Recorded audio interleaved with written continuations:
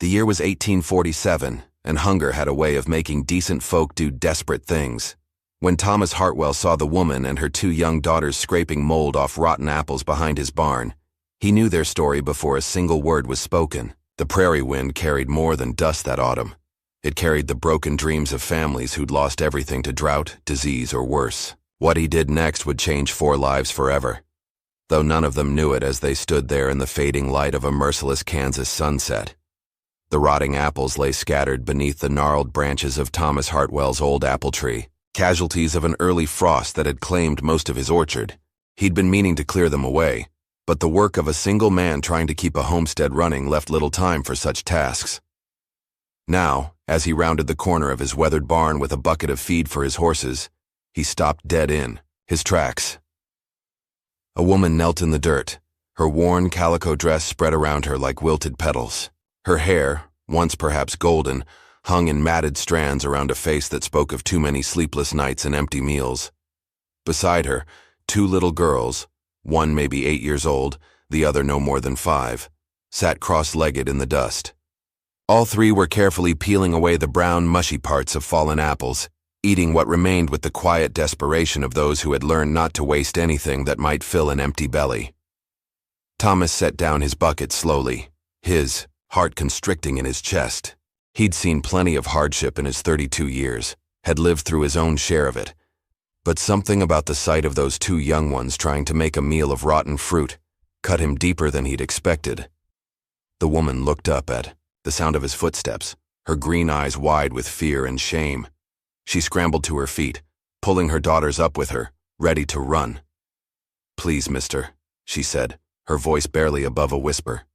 "We weren't stealing nothing. Here apples were already on the ground, and we thought maybe—" Thomas held up a weathered hand. "Easy there, ma'am. Ain't nobody said nothing about stealing." He studied her face in the dying light.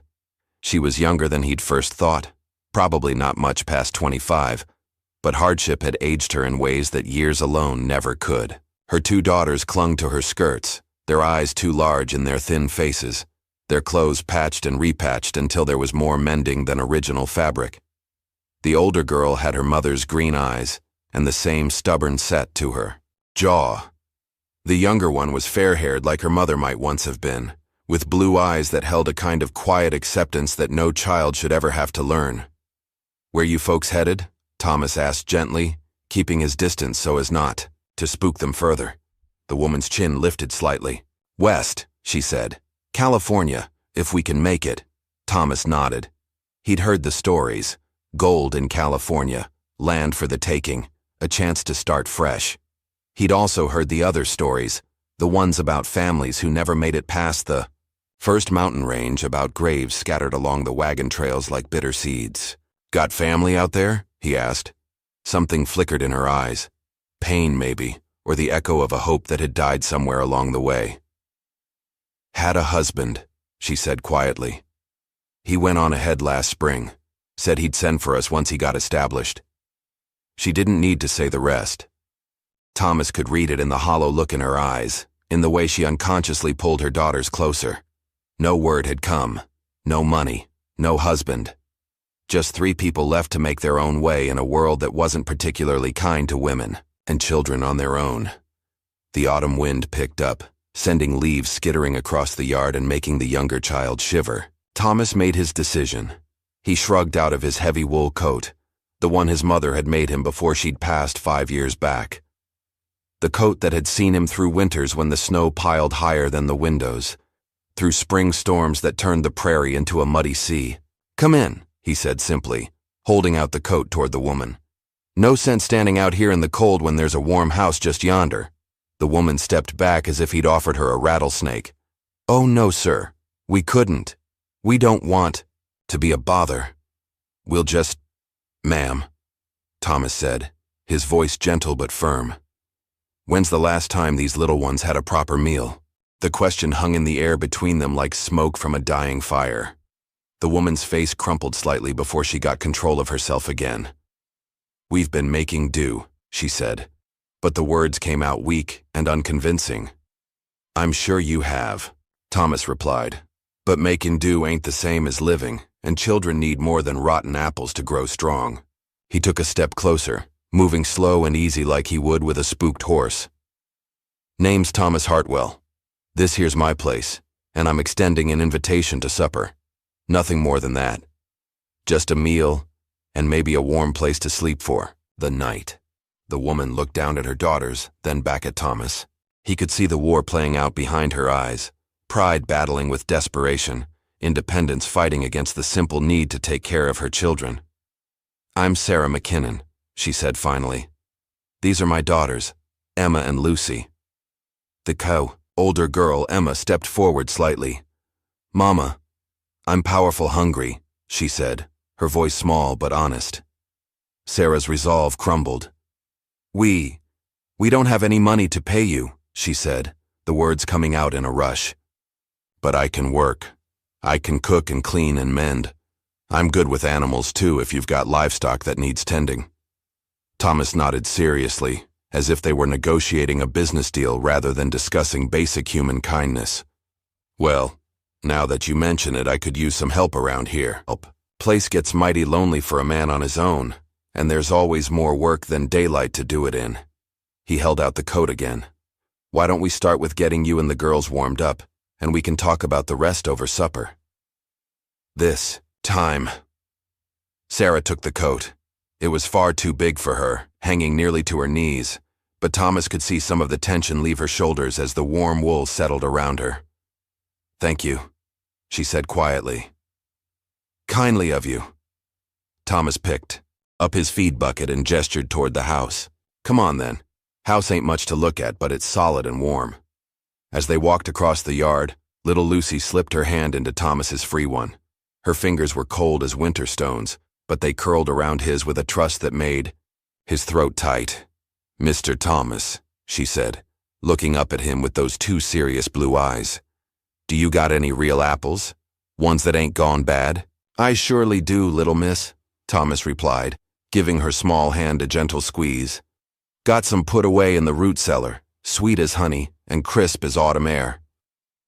Lucy smiled then, the first real smile he'd seen from any of them, and Thomas felt something shift in his chest, a door opening that he'd thought was locked tight. The house sat low and sturdy against the prairie wind, built from logs Thomas had cut and fitted himself when he'd first claimed this land 8 years ago. It wasn't fancy, just 4 rooms and a good stone fireplace, but it was tight and warm, with windows that looked out over rolling grassland that stretched to the horizon. Thomas pushed open the front door and ushered them inside. The main room served as both kitchen and sitting area, with a rough-hewn table and chairs, shelves lined with preserves and supplies, and the big fireplace that would soon chase away the evening chill. Sit yourselves down, Thomas said, setting his bucket by the door. I'll get a fire going and rustle up some supper. Sarah hesitated in the doorway, still wrapped in his coat. You sure about this? She asked. We're strangers to you. You don't know nothing about us. Thomas struck a match and held it to the kindling he'd laid in the fireplace that morning. I know you're tired and hungry and a long way from home, he said without turning around. I know you love your daughters enough to swallow your pride and ask for help when they need it. Far as I'm concerned, that tells me everything I need to know. The fire caught with a cheerful crackle, and soon warm light was dancing across the walls. Emma and Lucy had settled at the table, their eyes wide as they took in the well-stocked shelves, the clean swept floors, the simple comfort of a home that was truly lived in. Thomas moved around the kitchen with the easy efficiency of a man long used to taking care of himself. He sliced thick pieces of bread from a loaf he'd baked 2 days earlier, carved generous portions from a ham that hung in the pantry, and brought up a jar of his own apple butter from the cellar, along with a small basket of the good apples he'd promised Lucy. Here now, he said, setting the food on the table.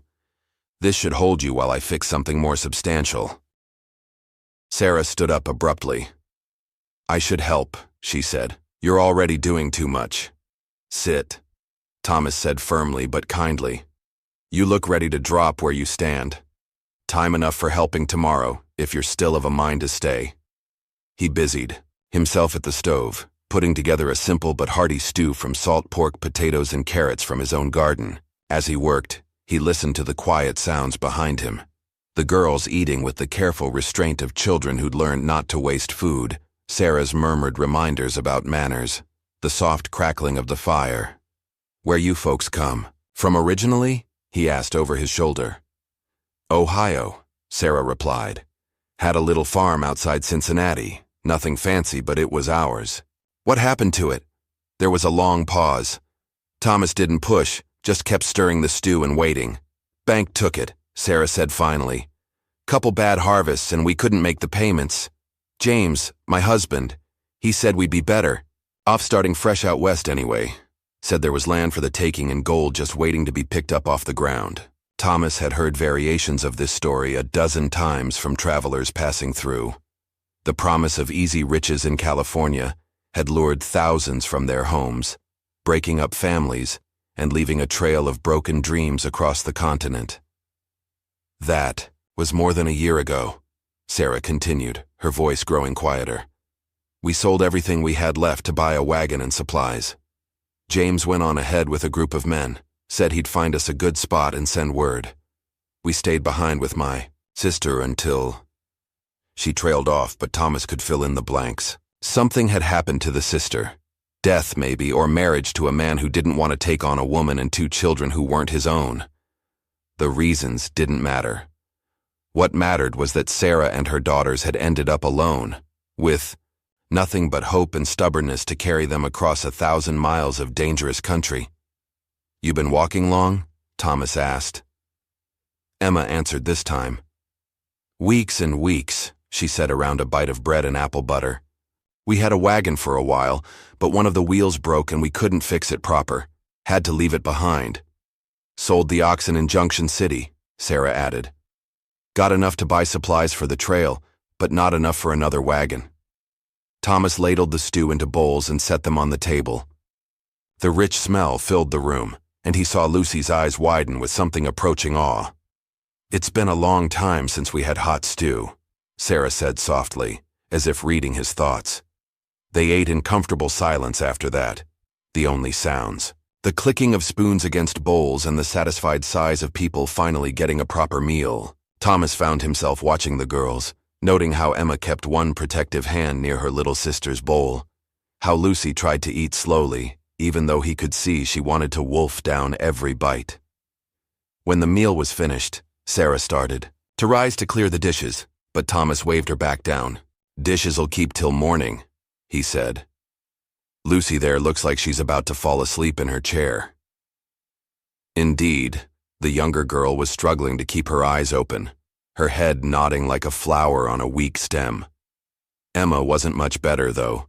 She was fighting the exhaustion with typical 8-year-old determination. "There's a spare room off the kitchen," Thomas said. "Nothing fancy, but there's a good bed and warm quilts. You ladies are welcome to it." Sarah looked up at him, and for the first time since he'd found them behind the barn, he saw tears in her eyes. "Why?" she asked simply. "Why are you doing this?"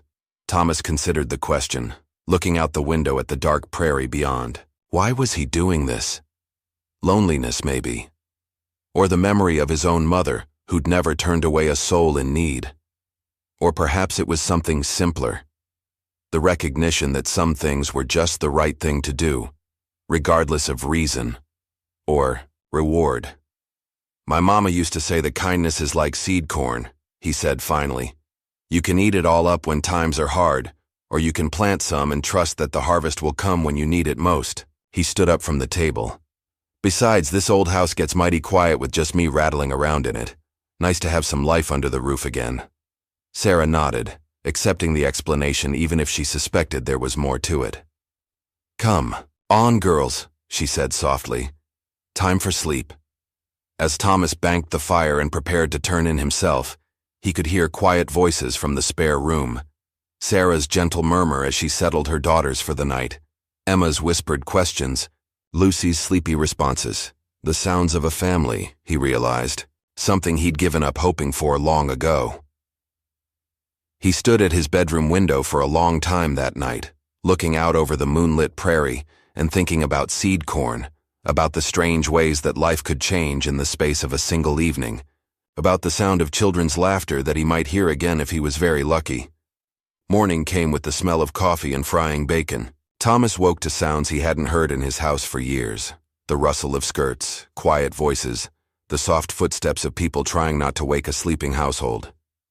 He dressed quickly and emerged from his room to find Sarah at his stove, efficiently, managing breakfast while Emma set the table and Lucy played quietly in the corner with a corn-husk doll that looked like it had seen better days. "Morning," Sarah said without turning around. "Hope you don't mind. I found the coffee and thought—" "Don't mind at all," Thomas said, accepting the cup she offered him. The coffee was better than his usual brew, richer and somehow more flavorful. "Sleep well?"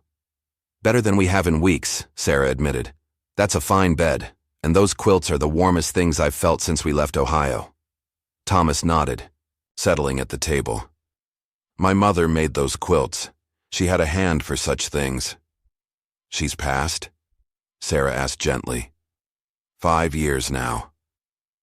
Fever took her one winter when the snow was too deep for the doctor to get through. Sarah placed a plate in front of him, eggs cooked just the way he liked them, bacon crisp but not burned, biscuits that were golden and fluffy. "I'm sorry," she said. "It's hard, losing the ones who raised us." They ate breakfast in the kind of comfortable quiet that usually took months to develop between people. Emma helped clear the dishes without being asked, and Lucy shyly showed Thomas her cornhusk doll, which she'd named Margaret after a grandmother she could barely remember. After breakfast, Thomas led them outside to show them around the property. His homestead was modest but well-maintained, a good barn with 4 horses and a handful of cattle, a chicken coop that housed 24 hens, a garden plot that had provided well through the growing season, and fields of wheat that would need harvesting soon. "This is beautiful," Sarah said, standing at the edge of the wheat field with the morning sun turning the grain to gold. "You've built something real here." Thomas felt a flush of pride. "Took time," he said. "When I first claimed this land, there wasn't nothing but grass far as you could see. Had to dig the well by hand, cut every log for the house, break the sod for planting." Emma was chasing a butterfly through the wheat, her laughter carrying on the breeze. Lucy sat in the grass making a chain of prairie flowers, her face peaceful, in a way that spoke of a child finally feeling safe. "What made you choose this spot?" Sarah asked. Thomas pointed toward a low rise to the north. "High ground for the house, good water, and that hill breaks the worst of the winter wind. Plus you can see for miles in every direction. Man likes to know what's coming his way." As if summoned by his words, a dust cloud appeared on the eastern horizon. Thomas shaded his eyes with his hand, watching the approaching rider with the automatic caution of someone who lived far from towns and neighbors. "Somebody coming," he said quietly. Sarah tensed beside him, her hand reaching automatically for Emma, who had stopped chasing butterflies and was looking toward the approaching dust with the wariness of a child who'd learned that strangers could mean trouble. The rider resolved itself into a man on a bay horse riding hard and raising dust. As he drew closer, Thomas recognized the weathered features and silver beard of Doc Morrison, who served as both physician and unofficial news carrier for the scattered homesteads in the area. "Thomas," Doc called as he reined in his horse. "Glad I caught you home." "Doc," Thomas replied, walking forward to meet him. "What brings you out this way so early?" Doc Morrison's eyes flicked curiously toward Sarah and the girls, but his expression remained grave. "Bringing word from town," he said. "There's trouble brewing. Indians been hitting farms to the south. Burned out the Hendersons 3 days ago." Thomas felt his blood chill. The Hendersons were good people, with children not much older than Emma and Lucy.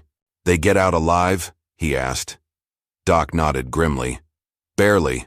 Lost everything but their lives. Tom Henderson's asking folks to come to town, ford up until the trouble passes." Thomas considered this. Junction City was 20 miles away, a hard day's ride under the best circumstances.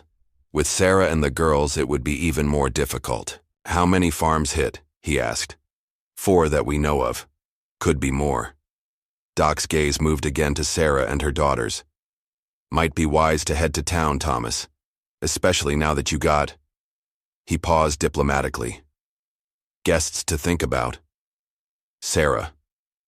stepped forward, her chin lifting in that stubborn way Thomas was beginning to recognize. "We don't want to be a burden," she said. "If staying here puts Mr. Hartwell in danger—" "Nobody's going anywhere just yet," Thomas said firmly. He looked at Doc. "How recent were these attacks?" "Yesterday morning was the last one we heard about. Could be the raiding parties moved on, or could be they're just getting started." Doc shifted in his saddle. "I'm heading up to the Kowalski place next, then back to town. If you decide to come in, best do it today." After Doc rode off, Thomas found himself facing 3 pairs of eyes. Sarah's green ones filled with worry and guilt, Emma's wide with the kind of fear that came from hearing adult talk about danger, and Lucy's blue ones still trusting but beginning to show confusion. "Are the Indians gonna hurt us?" Lucy asked in a small voice. Thomas knelt down to her level. "Not if I can help it, little miss," he said gently. "But we need to be smart about things for a while." He stood up, his mind already working through the possibilities. His house was sturdy and defensible, with good lines of sight in all directions. He had weapons and ammunition, knew the country like the back of his hand. But he also had 3 people to protect now, including 2 children who'd never dealt with this kind of danger. "We could go to town," Sarah said quietly. "You shouldn't have to." "Sarah," Thomas interrupted, his voice gentle but firm. "We already been through this. You're my guests, which makes your safety my responsibility.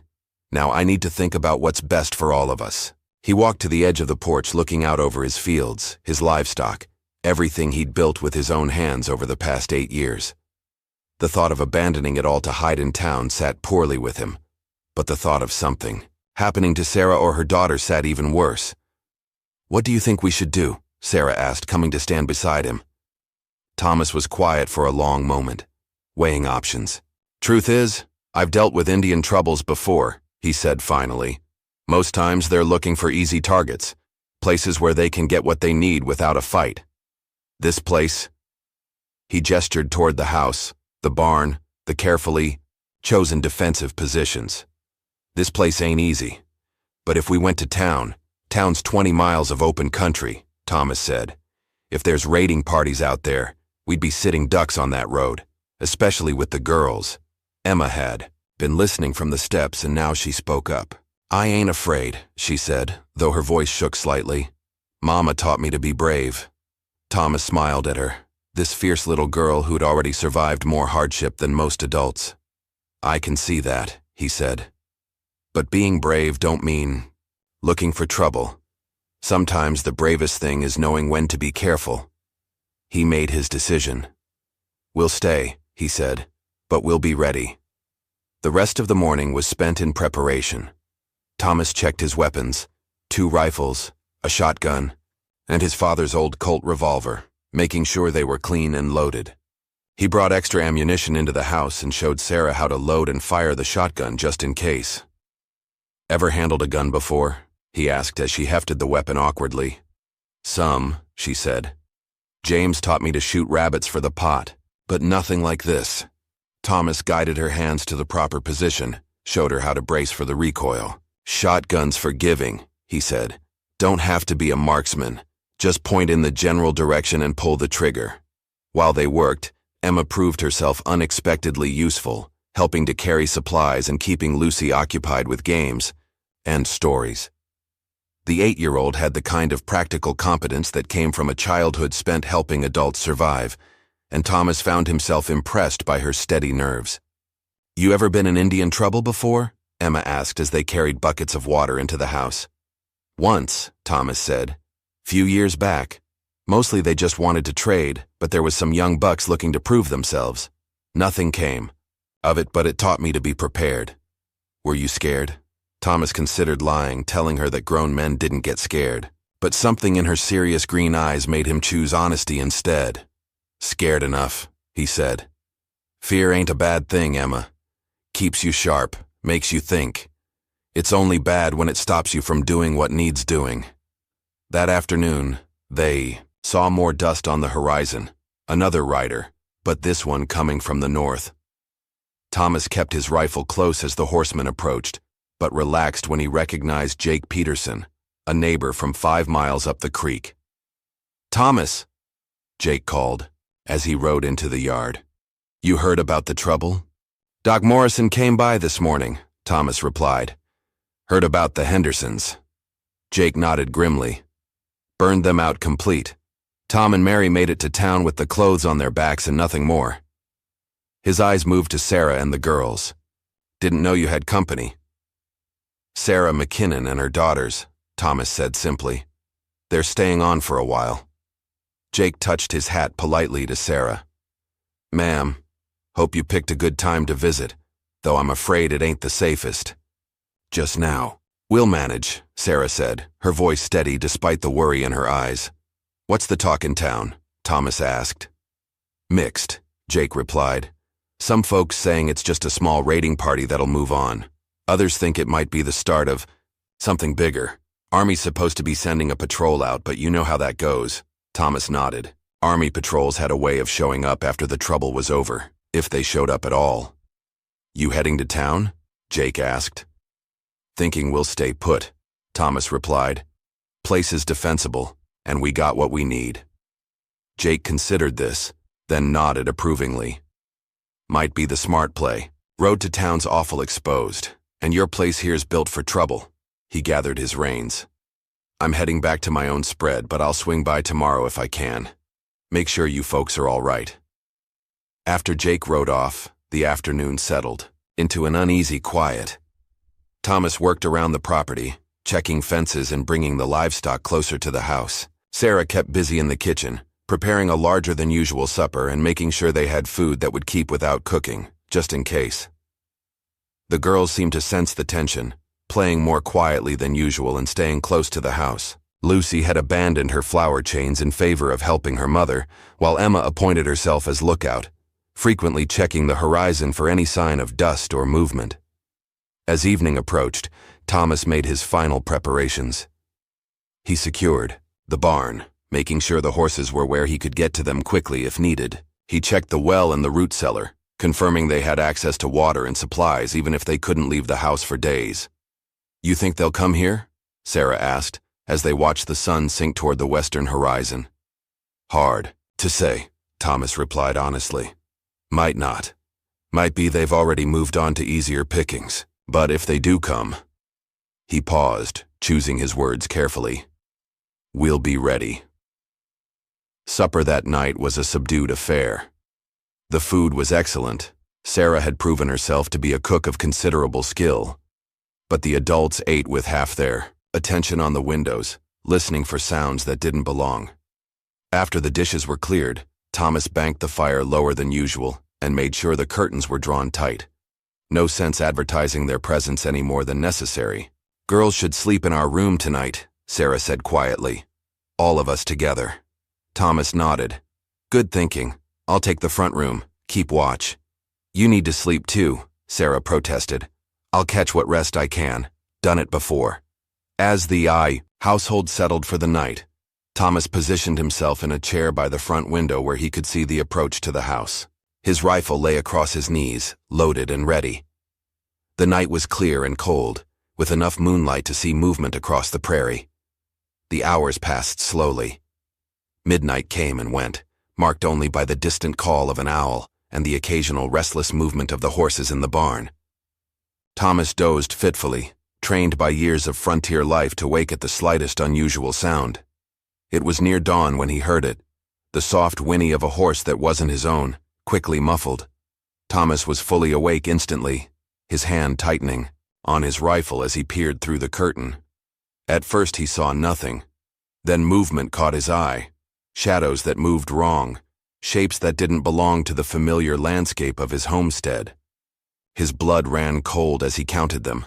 6, maybe 7 figures moving carefully through the pre-dawn darkness, approaching the house from different directions. Thomas moved quickly but quietly to the bedroom door. "Sarah," he whispered urgently. "Wake up, we got company." Sarah was alert immediately, the kind of instant wakefulness that came from months of sleeping rough on dangerous trails. "How many?" she whispered back. "Half-dozen, maybe more. Get the girls to the root cellar. You remember how to get there?" Sarah nodded. The root cellar was accessed through a trapdoor in the kitchen floor, hidden beneath a braided rug. Thomas had shown it to her the day before as part of their preparations. "What about you?" she asked, already moving to wake Emma and Lucy. "I'll hold them off long as I can, then come down after you. Go quiet now." Sarah roused the girls with gentle shakes, whispering urgent instructions. To their credit, both Emma and Lucy came awake quickly and without noise, their experiences on the trail having taught them to wake ready for trouble. Thomas watched from the window as the shadowy figures drew closer. In the growing light, he could make out more details. Painted faces, feathers, the gleam of weapons. These weren't traders or peaceful travelers. These were warriors, and they'd come for blood. He heard the soft creak of the trapdoor closing behind Sarah and the girls, and felt a moment of relief. The root cellar was well hidden and stocked with supplies. Even if the worst happened, they'd have a chance. The first arrow thudded into the wooden shutter beside the window, and Thomas knew the waiting was over. He pushed the barrel of his rifle through a gap in the shutters and took careful aim at the nearest figure. The shot cracked across the morning air, and the warrior spun and fell. Immediately, the others scattered for cover, but not before Thomas got a clear count. 7 warriors, well-armed and clearly experienced. "I see you in there, white man," a voice called from behind the barn. The English was heavily accented but clear. "Come out now, and maybe we let the women live." Thomas didn't bother to answer. Instead, he moved to another window and waited. They'd try to rush the house soon, he knew. The question was whether they'd try to burn him out first or come straight at him. His answer came in the form of a flaming arrow that arced through the air and struck the roof. Thomas cursed under his breath. Fire was his biggest fear. The house was solid, but dry wood would burn, and if they got the roof going... Another flaming arrow, this one hitting the side wall. Thomas could smell smoke beginning to build. He had to act quickly. Moving to the back window, he spotted a warrior crouched behind his woodpile, preparing another fire arrow. Thomas took careful aim and squeezed the trigger. The man dropped, his arrow falling harmlessly to the ground, but the distraction cost him. As he reloaded, he heard the front door splinter under the impact of something heavy, probably a tomahawk. The door held, but it wouldn't for long. Thomas grabbed his shotgun and positioned himself facing the door. When it finally gave way, he'd be ready. The door burst inward, and 2 warriors rushed through. Thomas fired both barrels of the shotgun, the blast deafening in the enclosed space. Both attackers went down, but Thomas could hear more coming. He dropped the shotgun and grabbed his rifle, working the lever action as fast as he could. Another warrior appeared in the doorway, and Thomas put a bullet in his chest. Then another, and another, but there were too many, and they kept coming. Thomas felt something burn across his shoulder, an arrow or a knife, he couldn't tell which. He was bleeding, and his ammunition was running low. Time to go.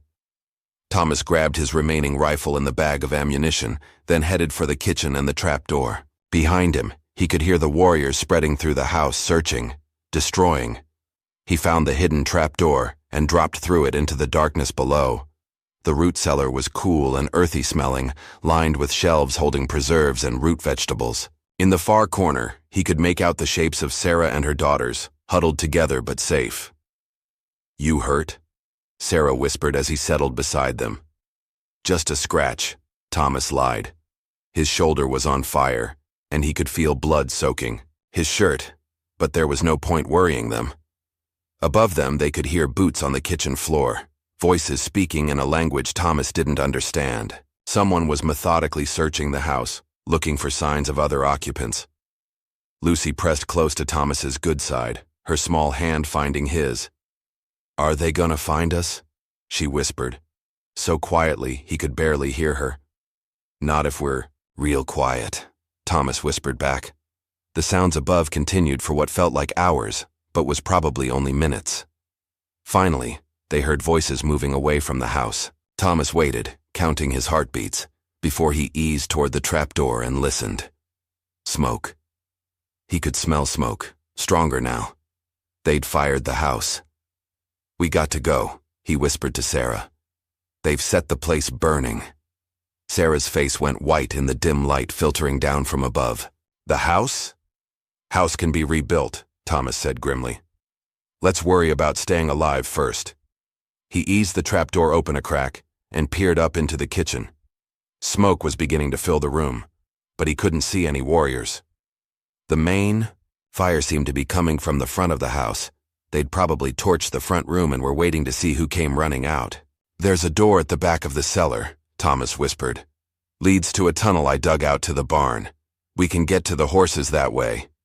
It was a precaution he'd hoped never to use. A escape route dug during his first winter on the claim, when Comanche raids were more common. The tunnel was narrow and uncomfortable, but it would get them out unseen. Thomas led the way, crawling through the low passage with his rifle clutched awkwardly in his good arm. Behind him, he could hear Sarah helping the girls navigate the narrow space, whispering encouragement when Lucy whimpered at the darkness.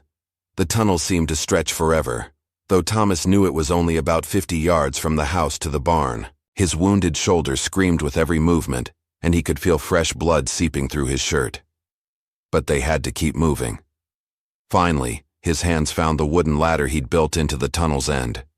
Above, a trap door opened into the back corner of the barn, hidden behind a pile of hay bales that he'd arranged for just this purpose. Thomas listened carefully before pushing the door open. The barn was quiet except for the nervous shifting of his horses, spooked by the smoke and gunfire. He helped Sarah and the girls up into the hay-scented darkness, then closed the trapdoor behind them. Stay low, he whispered. We need to get to the horses and get out of here quick. Through gaps in the barn walls, Thomas could see his house fully engulfed in flames now. The warriors had done their work thoroughly. Nothing would be left but ashes and memories. But as he watched, he saw something that made his blood run cold. The raiders weren't leaving. They were settling in, making themselves comfortable around his burning home. Waiting. They know we got out, Thomas whispered grimly. They're waiting for us to run. Sarah moved up beside him, peering through the same gap. What do we do? Thomas considered their options. His horses were good, but riding double would slow them down, and with Emma and Lucy to think about, they'd never outrun mounted warriors across open prairie. We wait, he said finally. Let them think we died in the fire. Maybe they'll move on. It was a dangerous gamble, but it was the only play they had. Thomas led them deeper into the barn, to a spot behind the grain bins where they'd be hidden even if someone came looking the way. Hours that followed were the longest of Thomas's life. They could hear the warriors moving around outside, occasionally calling to each other in their own language. Once, someone entered the barn, and Thomas held his breath as footsteps moved through the stalls. But the searcher didn't find their hiding place, and eventually the footsteps retreated. The sun was high overhead when things finally went quiet outside. Thomas waited another hour before he dared to look. The warriors were gone, leaving only the smoldering ruins of his house and the trampled earth where they'd made their camp. Are they really gone? Emma whispered. Think so, Thomas replied, though he kept his rifle ready. But we ain't taking chances. We'll wait till dark to move. Sarah had been quiet for the past hour, and now Thomas saw why. She was staring at the ruins of his home, her face stricken with guilt and sorrow. This is our fault, she said quietly. If we hadn't been here. Stop, Thomas said firmly. This ain't on you. Raiders been hitting farms all over the territory. If it wasn't today, it would have been tomorrow or next week. At least this way nobody died. But even as he said it, Thomas felt the weight of loss settling on his shoulders. 8 years of work, gone in a few hours. Everything he'd built. Everything that had made this place home, reduced to ashes and charred timber. Lucy tugged at his sleeve. Mr. Thomas, she said in her small voice, I'm sorry they burned your house. Thomas looked down at her serious little face and felt something shift inside him. The house was gone, yes. But sitting here in the hay with these 3 people who'd somehow become precious to him, he realized that home might be something different than he'd always thought. It's all right, little miss, he said gently. Houses can be rebuilt. What matters is that we're all safe. As darkness finally settled over the prairie, Thomas made his preparations to leave. He saddled his two strongest horses and gathered what supplies he could find: blankets, food for the trail, ammunition, and a canvas bag of coins he'd hidden in the grain bin for emergencies. "Where will we go?" Sarah asked as she helped Emma up onto one of the horses. Thomas swung Lucy up in front of her sister, then helped Sarah mount the second horse before climbing up behind her. The feel of her warm body against his chest made him acutely aware of how much his world had changed in just 2 days. "Jake Peterson's place," he said. 5 miles north. If the raiders hit there too, we'll know. If not, we can ford up there, till the trouble passes." They rode through the night, Thomas leading them by paths he knew from years of hunting and exploring. The going was slow. He couldn't risk pushing the horses too hard with them carrying double, and he had to stop frequently to listen for sounds of pursuit. But the prairie remained quiet except for the normal night sounds of wind through grass and the distant call of coyotes. By dawn, they were within sight of the Peterson homestead, and Thomas felt a surge of relief when he saw smoke rising peacefully from Jake's chimney. Jake met them at his door with a rifle in his hands, but his weathered face broke into a grin of relief when he recognized them. "Thomas, thank God you made it. We saw the smoke yesterday and feared the worst." "Raiders hit us at dawn," Thomas said wearily as he helped Sarah and the girls down from the horses. "Burned the house, but we got out through the root cellar." Jake's wife Martha appeared in the doorway, a sturdy woman with kind eyes and capable hands. She took one look at the exhausted group and immediately began organizing. "Get them inside, Jake. Sarah, honey, you and the girls come with me. Thomas, you're bleeding all over my porch. Let me have a look at that shoulder." The next few hours passed in a blur of hot food, medical attention, and the simple comfort of being safe among friends. Martha cleaned and bandaged Thomas's wound, a deep gash from an arrow that had barely missed anything vital, while Jake filled them in on what had happened to other farms in the area. "Henderson's made it to town safe," Jake reported, "but the Kowalskis weren't so lucky. Old Stefan tried to fight them off alone, and they burned him out too. Lost everything, but the family got away." "How many farms hit total?" Thomas asked. "6 that we know of. Seems like the raiders are moving north to south, hitting a place and then moving on. Army patrol finally showed up yesterday afternoon, but they were too late to do any good." Thomas nodded grimly. It was the same old story. Help always came after the damage was done. "You folks are welcome to stay here long as you need," Martha said, bustling around the kitchen with the efficient energy of a woman used to managing a large household. "Got plenty of room, and Jake could use the help with harvest coming up." Thomas looked at Sarah, who was sitting at the kitchen table with Lucy on her lap, and Emma pressed close against her side. The strain of the past day had aged her, but there was something else in her face now, a kind of quiet strength that came from surviving the worst and still being whole. "That's kind of you, Martha," Sarah said, "but we can't impose forever.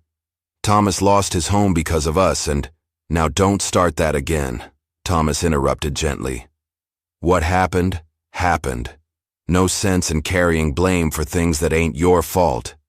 Over the next few days, as they settled into the rhythm of life at the Peterson place, Thomas found himself thinking more and more about the future. His homestead was gone, but he had enough money saved to start over. The question was where, and with whom. Jake had been right about needing help with the harvest, and Thomas threw himself into the work with grateful energy. Physical labor helped quiet the restless thoughts that plagued him at night, and it felt good to be useful again. Sarah proved herself invaluable around the Peterson household, helping Martha with cooking, cleaning, and the endless tasks that kept a frontier home running. Emma and Lucy quickly adapted to their new surroundings, and Thomas often found himself watching them play in the yard with the Peterson children, marveling at how resilient children could be. It was during the second week of their stay that Sarah brought up the subject that had been weighing on all their minds. "I've been thinking about California," she said one evening as they sat on the Petersons' front porch, watching the sun set over the prairie. "About James, and what I should do." Thomas had been dreading this conversation, but he knew it had to come. "You still planning to go looking for him?" Sarah was quiet for a long moment, her hands folded in her lap. I don't know, she said finally. Part of me thinks I should. He's my husband, the girl's father. But another part. She trailed off, but Thomas thought he understood. The woman who'd left Ohio more than a year ago, trusting and hopeful, was gone. In her place was someone who'd learned to rely on herself, who'd seen the worst that could happen and survived it. What does your heart tell you? Thomas asked gently. My heart tells me that James made his choice when he left us behind, Sarah said, her voice steady but sad. A man who truly loved his family wouldn't have gone so long without sending word, wouldn't have left his wife and children to fend for themselves. Thomas nodded. He'd suspected as much, but he'd wanted her to come to the realization herself. So what will you do? Sarah looked out over the prairie, her green eyes thoughtful. I've been thinking about that. Martha says there's work to be had in town, teaching maybe, or taking in sewing. I could make a life there for me and the girls. Town's a good place for raising children, Thomas agreed, though the thought of Sarah and the girls leaving left him feeling hollow inside. Schools, churches, other families. What about you? Sarah asked, turning to look at him directly. What will you do now? Thomas had been asking himself the same question. Got to start over somewhere, he said. Been thinking about pushing further west, maybe Oregon territory. Land's still free there for the claiming. Alone? The question hung between them like morning mist, full of possibility and unspoken longing. Thomas looked at Sarah's face and I saw the fading light, seeing the woman she'd become over these past weeks. Strong, capable, beautiful in a way that went deeper than mere appearance. Depends, he said quietly. On what? Thomas took a deep breath. This was harder than facing down raiders or starting over from nothing. This was about opening his heart and risking everything on the slim chance that she might feel the same way. Whether a certain widow might consider taking a chance on a burned-out farmer who's got nothing to offer but a willingness to work hard and a promise to love her and her daughters like they were his own. Sarah's breath caught, and for a moment Thomas thought he'd misread everything, that he'd just destroyed the friendship they'd built. Then she smiled, the first real, full smile he'd seen from her since that day behind his barn, and reached over to take his hand. Thomas Hartwell, she said softly, are you asking me to marry you? I reckon I am, Thomas replied, his heart hammering against his ribs. I know it's sudden, and I know you got reasons to be careful about trusting men. But Sarah silenced him by leaning over and kissing him, soft and sweet and full of promise. Yes, she whispered against his lips. Yes, I'll marry you. From inside the house came the sound of children's laughter. Emma and Lucy playing some game with the Peterson youngsters. Thomas thought about the future he was suddenly brave enough to imagine. A new homestead somewhere green and fertile. A house filled with the sounds of family, children growing up safe and loved. We'll go to Oregon, Sarah said, as if reading his thoughts. Start fresh, all of us together. Thomas squeezed her hand. It won't be easy. Oregon's a long way off, and the trail's got its own dangers. I'm not afraid, Sarah said, and Thomas could see that she meant it. The woman who'd been scraping mold off rotten apples just weeks ago was gone, replaced by someone who'd stared down the worst life could offer and emerged stronger for it. Besides, she added with a smile that made his heart skip, I hear there's good apple trees in Oregon, and I've got a powerful fondness for apples now. Thomas laughed, remembering that first day, the sight of her and her daughters behind his barn. It seemed like a lifetime ago, though it had been less than a month. The wedding was held 2 weeks later in the Petersons' front yard, with Jake officiating and Martha providing a feast that would be remembered for years to come. Emma served as Sarah's bridesmaid, solemn and proud in a new dress that Martha had sewn for the occasion. Lucy scattered wildflower petals with the serious concentration of a child given an important job.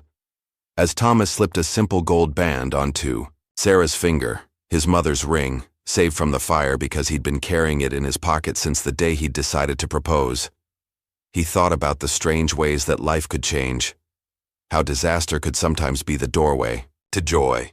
You may kiss your bride, Jake announced with a grin. Thomas did, to the cheers of the assembled neighbors and the delighted giggles of the children. When they broke apart, Sarah was crying, but her tears were the happy kind. "What now, Mrs. Hartwell?" Thomas asked softly. "Now we go home," Sarah replied. "Our real home, wherever that might be." They left for Oregon the following spring, after a winter spent in Junction City, where Thomas worked at the blacksmith shop and Sarah taught at the small schoolhouse. Emma and Lucy had thrived during the winter months, growing taller and stronger, their faces filling out with regular meals and the security of knowing they were loved and wanted. The journey west was long and difficult, but they faced it together. Thomas and Sarah riding side by side, Emma and Lucy in the wagon bed with their few possessions and the dreams they carried of the life they'd build at Trail's End. They found their new home in the Willamette Valley, a stretch of fertile land beside a clear running creek, with timber for building and soil rich enough to grow anything they planted. Thomas built their house slowly and carefully, using lessons learned from his first homestead. This time, he built it to last, built it to hold a family. Sarah planted her garden that first spring, and when the apple tree they'd brought as a sapling from Kansas finally bore fruit 5 years later, they were the sweetest apples anyone in the valley had ever tasted. Emma grew up to be a teacher like her stepfather had always known she would, while Lucy became a renowned seamstress whose quilts were treasured throughout the territory. Both married well and stayed close to home, raising their own children, within sight of the house where they'd learned that families weren't just made by blood, but by love and choice and the willingness to stand together when times got hard. And sometimes, on autumn evenings when the light slanted golden across the prairie grass that still grew wild beyond their fields, Thomas and Sarah would sit on their porch and remember that day behind the barn, when 3 hungry people had been eating rotten apples, and a lonely man had taken off his coat and said, "Come in."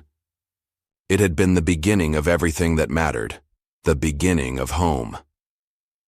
Now that you've watched the full story, we'd really appreciate it if you could rate it out of 10 in the comments. Your thoughts help us improve and ensure we're bringing you the kind of storytelling you truly enjoy.